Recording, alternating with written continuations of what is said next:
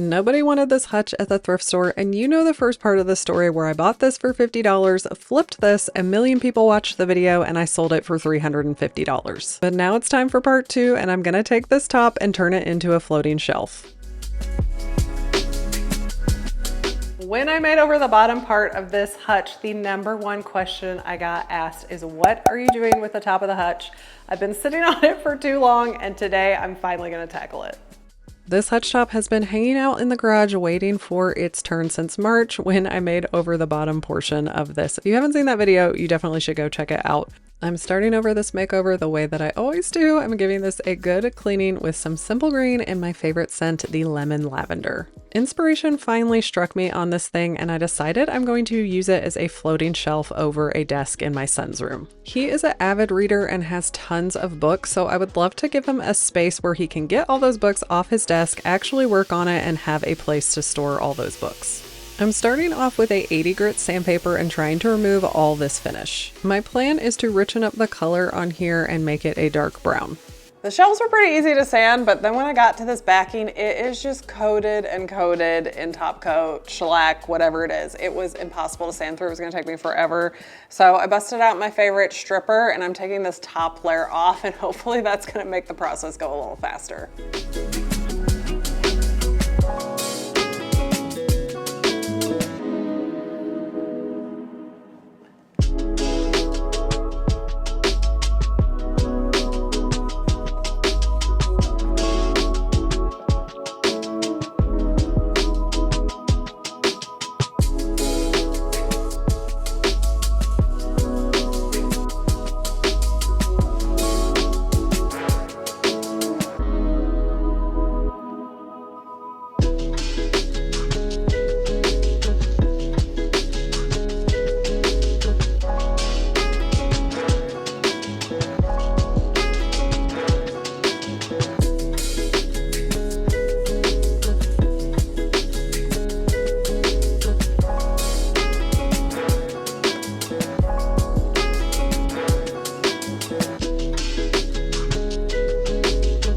Once I was done stripping everything, I used some simple green to remove any of the remaining residue.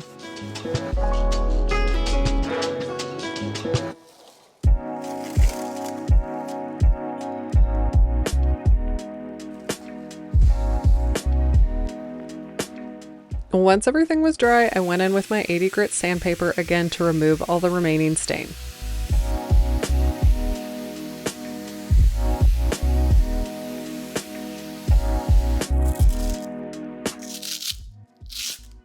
And I'm going to use my foam abrasive to get around all the curves and details on the shelf.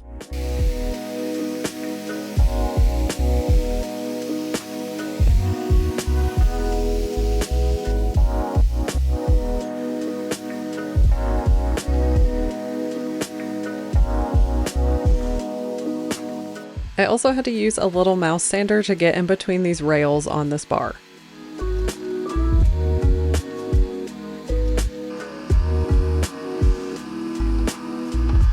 Now that I'm finally done removing all that finish, I'm gonna go in and give it a further sand with a 150 sandpaper. This is gonna smooth everything out and prepare the wood for my water-based stain.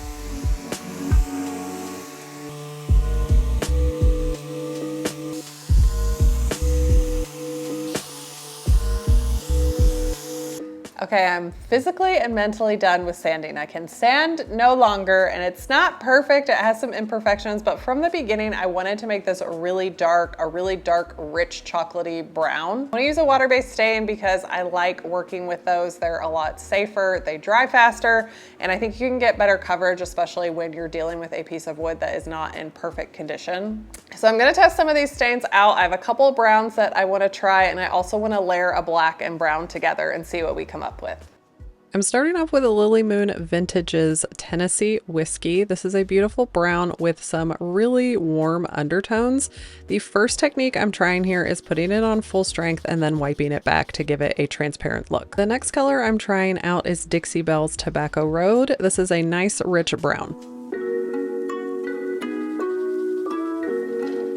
And the last color I'm applying here is Dixie Belle's Black Magic. I'm not going to be using this by itself. I'm going to do 2 swatches and then I'm going to layer the browns on top of here.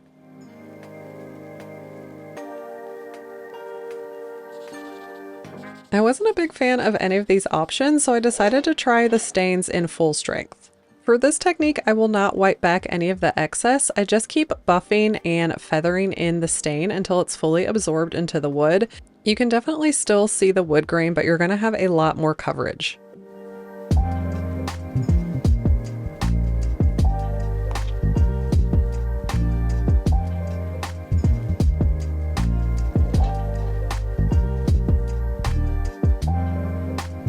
I'm definitely shocked by these results. I really thought I wanted to layer a black and brown stain together, but after testing out these with the different techniques, wiping it back and doing it full strength, I really think that the winner is gonna be the Tobacco Road. I think the Tennessee whiskey is just a little bit too warm for me, and the black is just like way too black. The last time I layered stains like this on wood, I got a really deep brown, but it's just looking really muddy. So I'm gonna go with the full strength Tobacco Road. So let's get this on. Before I start staining, I grab a tack cloth and I'm removing all the dust that I kicked up while I was sanding. I just realized I never told you why I wasn't sanding this bar, but I'm not going to tell you quite yet. You have to keep watching to find out why I have left this the way it is. I'm applying the stain with a synthetic brush, and I'm going to keep a pretty wet surface using a mister bottle so that I can keep the open time open of the stain and really feather it out and blend it into the wood. You will often see me using these water-based stains on my channel. I just personally don't really like working with oil-based stains. I don't like the odor. I don't like the safety issues that come along with them. With this type of stain, I can build up the color and get it where I want it, and any areas where maybe I didn't sand the best, I can really camouflage those by putting this on top. An oil-based stain is not going to absorb into any area that you didn't sand really well.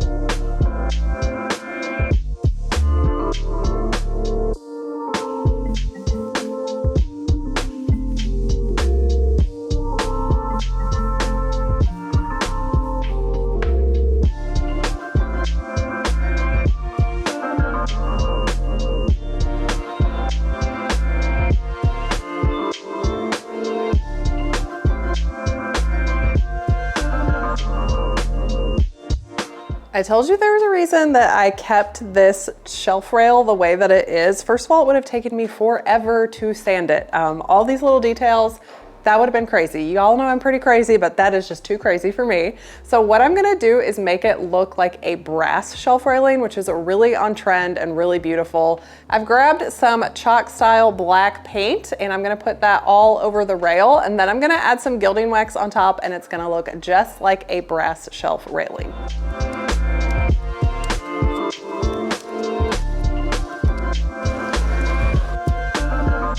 If you've been around here before, you have probably seen me use this technique. I love laying down a black paint and then layering a gold gilding wax on top. When you build that wax on top and have that black underneath, it's going to give it a beautiful aged look, and it makes it look more authentic.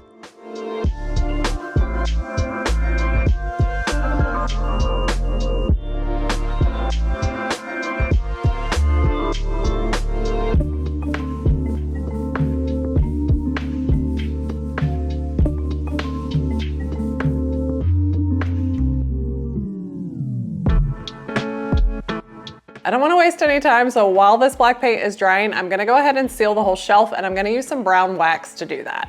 I love using dark wax on raw wood like this because it's going to deepen this brown color, but it's also going to seal it and protect it. And since it's a shelf, it's not going to be getting tons of daily wear and tear. So I don't need a super strong top coat. Like, this thing was shellacked to the high heavens. I just really don't think you need that when it's just displaying items. And I put it on a paper plate because I find it's just easier to work with that way.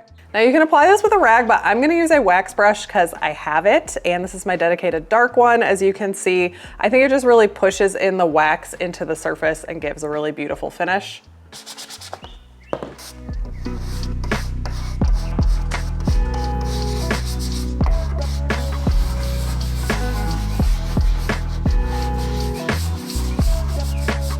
I really want this wax to penetrate the surface, so while I'm applying it, I go in a bunch of different directions. I go up and down like this, and then I go in a circular motion to really work it in. And then I go across. So you just really want it to hit every surface and get into every grain of the wood. You can really see how the brown wax is deepening that color, and it's really making that wood grain pop.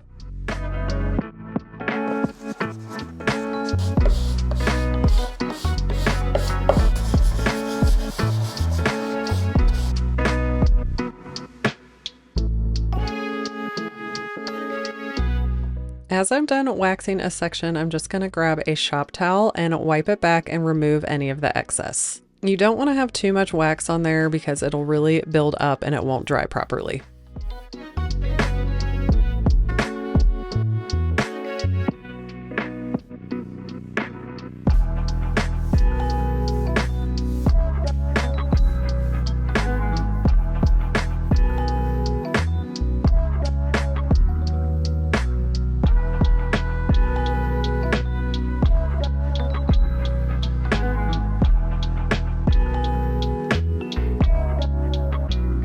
Now that my black paint is dry, I'm going to take this gold gilding wax and add this on top, and that is what's going to make this pop and really look like that antique brass railing. This is a really popular feature you see on a lot of high-end shelving.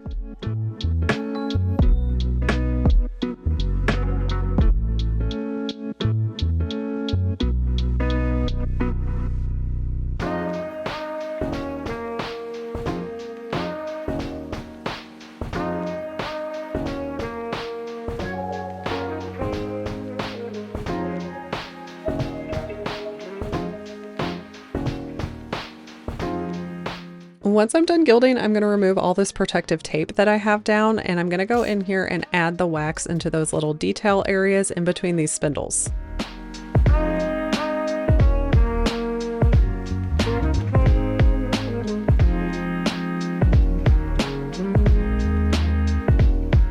And then I'm going to make any slight touch-ups that I need to the bottom of these spindles with the gold gilding wax. My shelf has dried overnight and now I'm ready to hang it, and I'm gonna be using a French cleat system to hang it. How this is gonna work is one of these bars is gonna attach to the back of my bookshelf, and then the other one I can screw into studs on the wall. So this is going to hold a ton of weight. It can hold actually up to 300 pounds. I'm using a level and marking where I want my bracket on the back to go.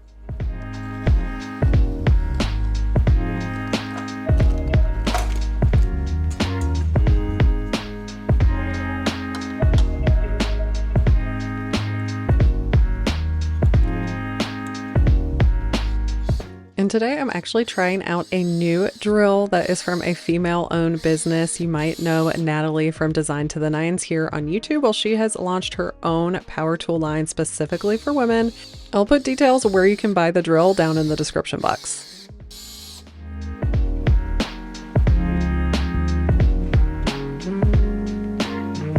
Watch out! Watch out! What am I doing? What am I doing?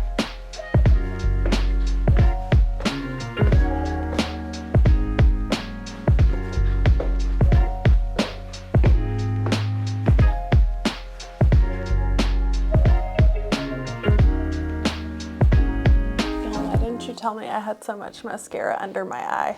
Who else does this? I was like, oh, I'm gonna wipe that off later, and then I forgot. Okay, before we hang the shelf, I have a little switcheroo to do. This is a very modern desk, and in my other son's room, I have a more traditional desk that is gonna match this Hutch bookshelf a lot better. So I talked to my sons, I'm switching these out. They're totally fine with that. And actually my older son does not use his desk at all, so I think I'm just gonna sell this one on Facebook Marketplace because I didn't make over this one. I just got this one from Target. And we're probably gonna completely redo his room with a couch and a new bed and stuff. So it all worked out perfectly. Now this desk that I'm bringing in here is a old school project from my YouTube channel. So if you remember this one, you are a real one. Now that I got the desk in here, I'm ready to hang this shelf. So I'm just gonna do some measuring. 35.5 minus 3. So 32.5. This took a lot of mental math, but I decided that I wanted to hang it 15 inches above the desk. That seemed like the best height for me. So I'm just marking all the studs on the wall so I can attach the bracket to some anchors. With the length of the bracket, I was able to hit 2 different studs, which is great. It has a level actually built into it, so it made it really easy to hang it up.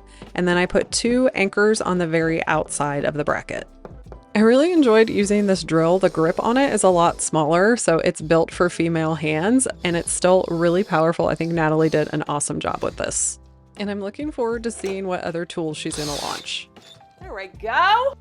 This was so easy to get up here. You know, when you have to like line your nails up with the holes and all that, and you can be sitting there forever trying to hang something, this bracket just lands right into the other bracket, and then it's really easy just to scoot it over and get it lined up. I did scrape up the wall just a little bit, so I will eventually get some paint out and touch all that up. Oh my gosh, I did it! Ah! The shelf itself is 20 pounds, and like I said, this is rated up to 300 pounds, so I think we're gonna be good putting a ton of books up here. I am going to style this all pretty for you today, but I still want it to represent my son, so I'm only using stuff that I found around his room.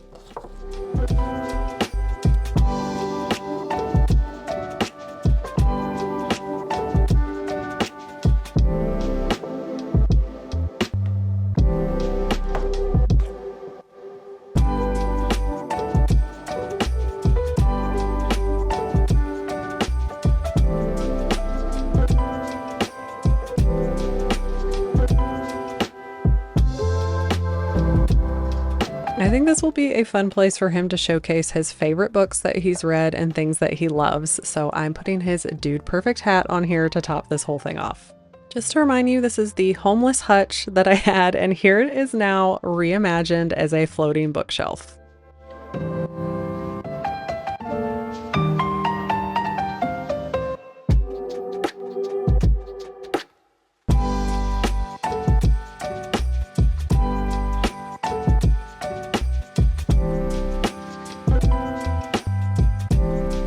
I am shocked how this turned out. There were so many times that I just wanted to give up and burn this thing or throw it in the dumpster, but I'm so glad that I pushed through. This project has definitely gotten me inspired to update some more things in his room, change it up, and also make it more functional for him. If you have ever saved something from the thrift store like this and completely repurposed it, I want to know what you did down in the comments. If you're looking for any of the products that I used in today's video, they will be down in the description box, just like always. And you can also utilize YouTube shopping by clicking that little icon in the left lower corner of this video. Thank you for joining me for today's video, and I will see you in my next one.